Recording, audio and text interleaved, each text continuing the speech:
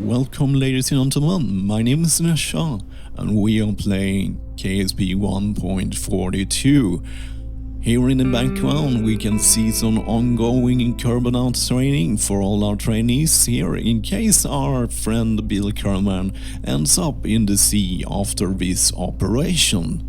Yes, we are calling them operations now because we are cool people like spies and military and stuff. The whole operation's heat was started because Bill Kerman spent too much time at the vending machine, so he forgot to install a thermometer on our satellites. So I divided Operation Heat into two parts. So the first part and the first step of that part, we are gonna create a re-entry vehicle for Bill Kerman. Maybe we should skip this part because he has actually not done his job properly, but we are the decent people, so let's give him a re-entry vehicle so he can re-enter Kerbal. Step 2. Launch Claw rescue vehicle to 300,000 meters so we can march up with the satellites and do our work. And the step 3 of this, we need to merge our Claw rescue repair vehicle with our re-entry craft. So this is the end of part 1. So in part 2 we are actually gonna do the work we're gonna do. So we're gonna install the thermometer on the Yule flyby probe so we can collect those 600,000 funds. Maybe that will cover some of the cost Bill has cost us. Then we want to deorbit and re-entry Kerbal. Hopefully everything will go fine, otherwise we have a rescue operation in training here, in case things go wrong. We don't have a plan how we're gonna handle if we crash right into the ground, but that is a problem for another day. So let's meet each other here at the vehicle assembly building, and I will show you how the design of Bill Kerman's re-entry vehicle works. So here we have my re-entry craft from low Kerbal orbit of 300,000 meters, which Bill will be needing to go home, so I needed some cheap way to get him home. Also the time investment will be quite low and I must say that time investment with my plan, I tried to plan to get him with a space plane, and that means that I need to take off from Kerbal and go all the way to 300,000 meters, and then I need to rendezvous with and match up my orbit with a Bill, pick him up, go home, re-entry atmosphere, find somewhere to land. So this one is the cheapest and the simple solution of this problem because it costs just 4,676 funds, and we only have to press one key. We just have to go deorbit, and then the rest of it will take care of itself. So that's kind of nice. So let's show me how I built this, as this is a special solution with really weird design. So let's take a good look at it and we will build it from scratch. So yes, I've set up all the parts. I was have to build it back from memory here because yeah, it was a lot easier here. So first of all, we have the control remote guidance units, which is important in many ways because this is our only good reference about which way we are facing. As we put the heat shield under it, we will always want to control our craft from our remote guidance unit, for the simple reason because this one is placed in the correct way. Otherwise, I have done some weird design choices here that would screw up the whole navigation system, and that is not what we want to do. So yes, here we have the heat shield, which will protect Bill from the heat from the atmosphere. So let's see here. Let's put this one here. This will be our fuel source. This one is new from the Making History DLC, which is nice. Maybe the flow too, I'm not sure. So first of all, we can't have it look like this. It's kind of like look unprofessional, and we can't have that. So oh, sorry, I always do that. I pick things up and place them wrong. So let's put off the symmetry here. and then we want to put it right here. So let's take a look here. It's sticking out a bit. We don't want that thing to be hit by heat. So cool. I think we can put it a little bit like that. So this will be our fuel source, and also important as we are re-entering. We are center of mass. We always wanted to be as close as possible at the heat shield, so it will face down naturally without us doing anything. So yes, that's also the reason why I placed the fuel source there. So cool. So now we have some backward thinking to do, and backward and forwards. The stupid space plane design in this game. Designing space plane is so confusing and really annoying in this game. So yes, it has really hyped up. It has really made my thinking in 3 dimensions change. So we're actually building something here, but we're gonna move it somewhere else. So let's get rid of that center of the mass icon. We don't need that. So here is our engine mount. We will add 3 spider engines to it, but we want to do this in the correct order. Otherwise, everything will look weird. So yeah, this is what I mean with thinking in correct order. So you have to think in space plane. I'm not sure why I'm talking about space planes, but yeah, at least space planes has made me think that you have to offset place parts in a really weird order to manage to do what you want here. So here we have our engine mount. We want first of all add our struts now. The reason is because we want to add this one later, and we don't want the struts to be visible from there. So let's just place it here. I prefer to zoom in a lot when I'm placing this. So let's see. We want those one perfectly in the middle. Like that. So this is important. So this will be our roof. This will hold our engine mount, and we want to place build here. And another important matter when designing this was to make a big, thick-handed kerbal. Did you know their head is like bigger than their body? So you have to kind of fit it right inside here, so you can access this one, so we can sit down in the seat. So yeah, that's why I'm looking at there and left space there for the kerbal there. So now we can place our docking port. And that's why I want to do that, because I want to hit the struts connector thing there, so now it's not visible from there. So cool. I think actually we don't need this one, so let's get rid of this one. And now we want to add our engines. So let's go for symmetry, and we'll spin them around. And as you can see, they fit in nicely there. The clip in there. We will do some fine adjustment last here. So cool. We are more or less done here. I'm moving fast here. So what we want to... So the thing is, we want to turn off the gimbal. We can have... you can lock the gimbal here, and it will not move. The reason why I don't want it to be moving, as you see, I offsetted this part here, I turned the engine around in that direction. It would be super confused, and it would probably wobble and do stuff like it shouldn't do. So what we want to do is to have it fire without the gimbal moving around. That means it will fire straight, and we will be using the torque from the remote guidance units as our control instead, so it doesn't get view. You can actually mess around with these ones too, so you have yaw, pitch, roll, and control. Okay, yeah, I think I want to explain it for you guys, because this confused me, the different things, and I had to look it up on Wikipedia what yaw and pitch and roll is. So first of all, let's pick this up, and I'm gonna show you. This is yawing. Okay, let's turn off that. This is yawing when you're going like this. If we are traveling in that direction out there to the space, yawing is when you go in this direction. pitching is when you go up and down in this direction, and then you're rolling. That's the simple one. That's that direction. Yeah, I just wanted to share that I have understood that.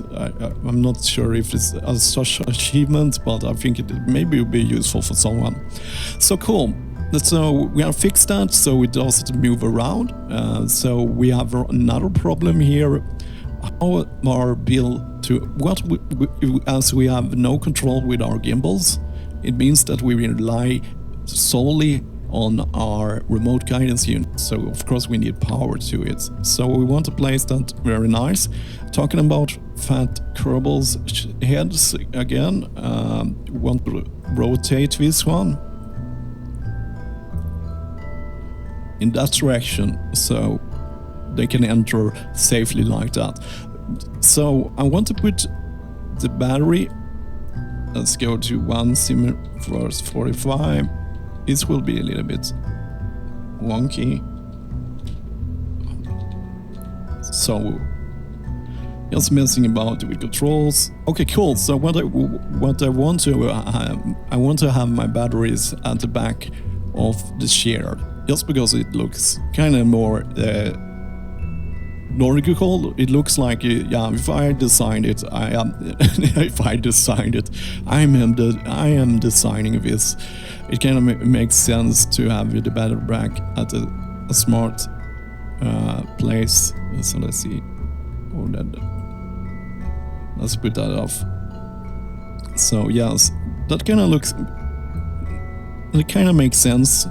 I want things to look as it makes sense. So now we have a battery pack, as we have only 15 electric charge when using the remote guidance unit, so we really need that thing. So we need some solar powers too, and the reason, yeah, this is super cheap. This is small solar panels. I think they cost just like 75 funds a piece. So yeah, they are really nice here. So yes, I will just tuck them inside here nicely and pull them out again. And that kind of look, it looks nice in that way. I kind of like, and the rim of the docking port is kind of over that. That's why I made it like that. It's clipping through there, but I don't care. But as you can see, this is the more simple design, and as this just annoys me when it always happens to me that I pick off stuff I don't want. Okay, cool. So let's offset this and like this. I think is straight, kind of like that, and pull it out a bit.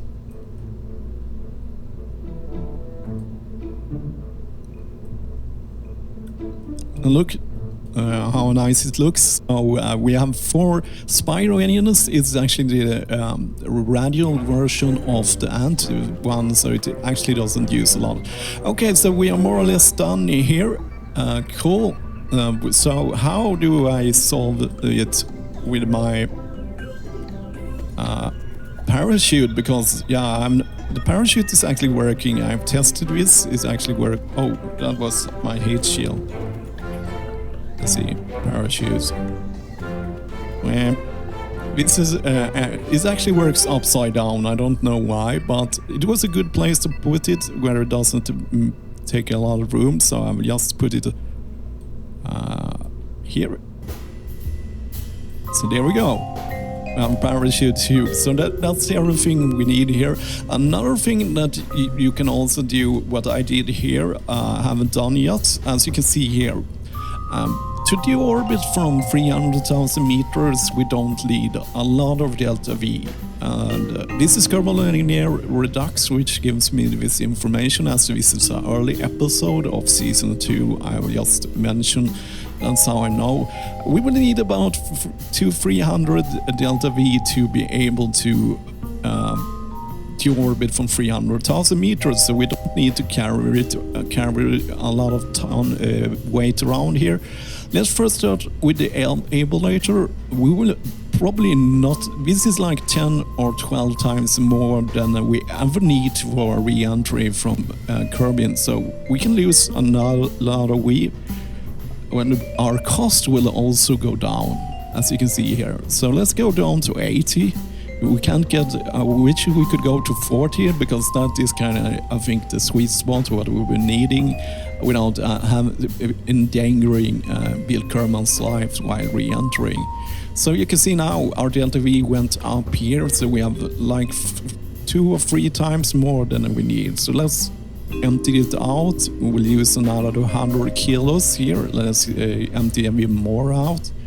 And yeah, I think this is the sweet spot, and it's probably 100 delta V more than we will be needing, but it could be nice to have some spare delta V in case something goes really weird, something really weird happens. Otherwise we can just rescue and with the help of the rock part. So now we lost almost a ton with stuff we didn't need. So now this one is now very cheap. Also cost is cheap and the weight is low. So this is how I designed this simple craft for and it works. I have tried it out, of course, before I embarrass myself. Okay, so let's check out the launcher, because I want to show you something there. Well, ladies and gentlemen, here we have the Claw Rescue Repair Craft Carrier. I'm awful to say, but it will cost us 82,803 funds to send our re-entry vehicle, which we built here. And we have the craft rescue repair craft something, and the important stuff I really wanted to show you guys was this, because this is critical for our mission. With the help of the Kerbal inventory system, which is a mod which you can download from the Kerbal add-on release forum at the Kerbal's official Kerbal space. So what I have done here, I put some stuff inside the seat 0, which I will place below. This stuff will be transported into. How did I do that? Yeah, let me just show. Let's give him another one of these. I just hold the mouse button and then I release it to hold and drag. So that's a simple system. I don't think I need so many stuff. Yeah. So why do I have 2 electric screwdrivers and 4 thermometers? Because we're gonna install one of the thermometers on the satellite, because that is our mission. And I know myself, and this is the first time ever I will try to attempt this. So why not have 4 of them? Because if I send what we can do with the help of this mod, which is not part of the stock game, is that we can attach stuff to other rockets, and we can place stuff for the inventory, like this Terminator. I can place it on the ground or on top of something. But what happens in space if I just drop it in space and it just orbit away? Yeah, you know, that's why I have 4 of them, so I can screw up 3 times, and then I have a 4th try to make it right. So the electric screwdriver is needed, and which allows me to attach stuff in 3 meters range. 3 meters if you are non-metric people. 3 meters is about, on this rocket, is about from here to here. So yeah, so that's the reason why I'm gonna zoom in on the claw. The claw. So that's the reason why we have the extended ladder here, so Bill Kerbal can climb up on this when the claw has cast the satellite. He's close enough to attach the thermometer. That's the whole mission is about this, and I think I will be needing this again. But this allows me, the other solution would be to relaunch a whole satellite.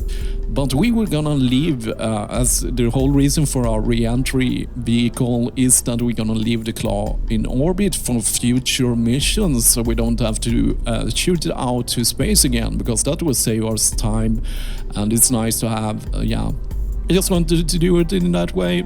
That's the reason. Isn't that the reason enough? So yeah.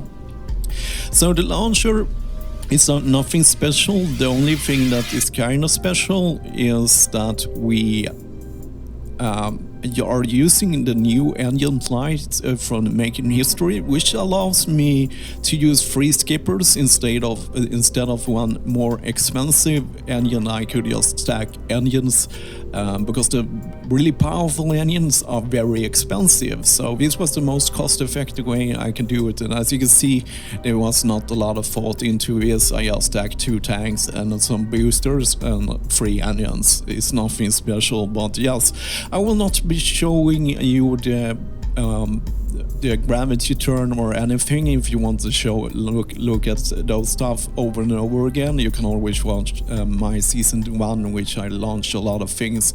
This one will fly straight and take us to the targets without a problem. I think the real mission begins at 300,000 meters. So yes, I will just show you some clips of this thing flying through space in a cool way, and we'll meet each other at 300,000 meters.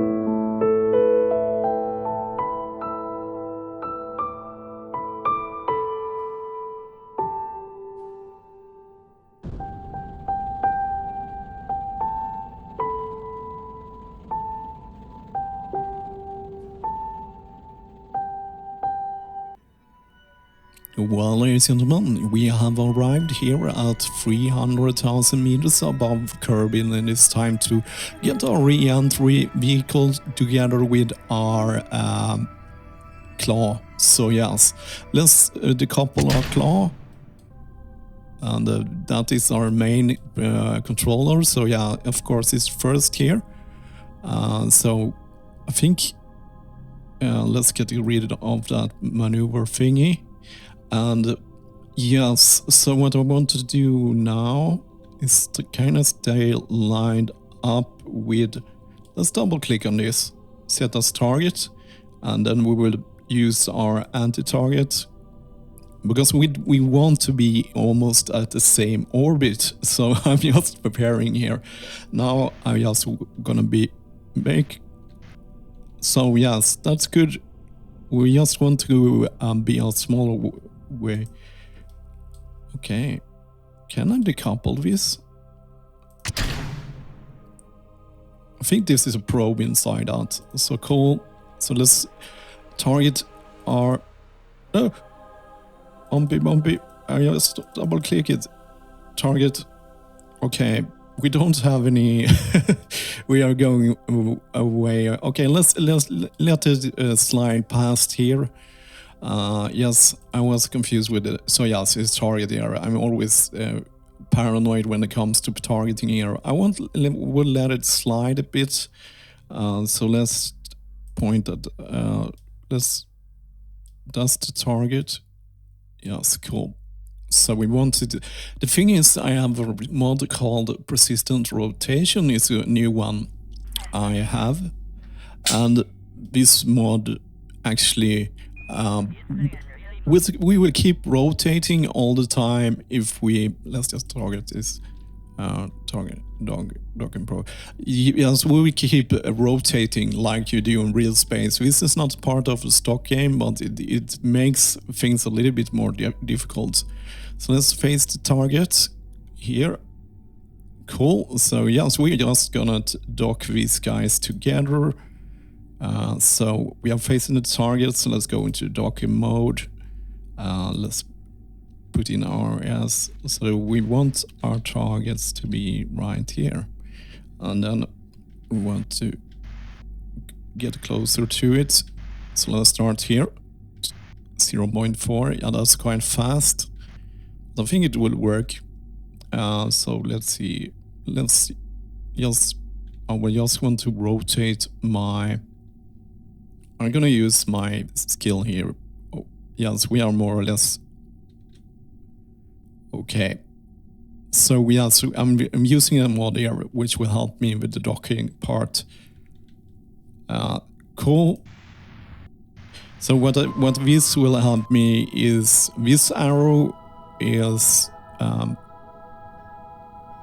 it's supposed to be oh, it's so hard to talk and dock at the same time here. Yes, so this green line is this one here. So we can see here if we target here. So what I'm gonna do here, why am I not rotating? Control from here.